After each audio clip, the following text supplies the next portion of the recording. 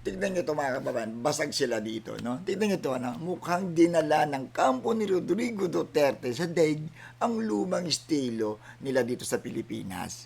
Yung style na kapag naiipit na uunahin ang drama, guguluhin ang proseso at umaasa na baka sakaling gumana ulit ang delay tactics. Pero mga kababayan, may malaking problema sila. Bakit kanyo? Hindi ito Pilipinas. Hindi ito presko, hindi ito social media na pwedeng takpan ang ingay, ang katotohanan.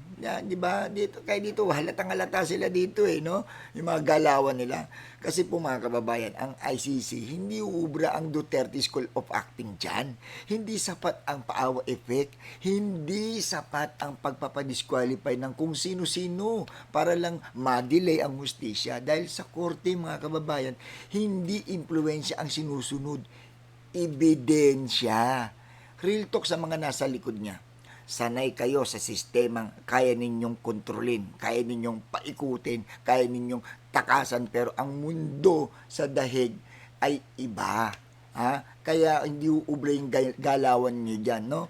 Walang troll army dyan, walang power plays, walang shortcut sa katotohanan.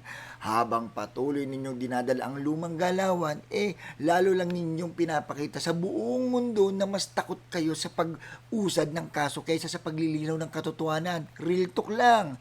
Kung inosente hindi takot sa hearing, hindi nagtatago sa delay, hindi umaasa sa drama. Sa dulo, hindi ang impluensya, drama at ingay ang magliligtas sa inyo, kundi katotohanan. Diba?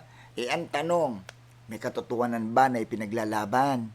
O baka naman, pilit lang ninyong ginagawa yung mga ganyang galawan na makalumang style na dahil gusto nyong pagtakpan ang kasinungalingan. Comment below mga kababayan kung ano ang masasabi nyo sa ganitong galawan nila.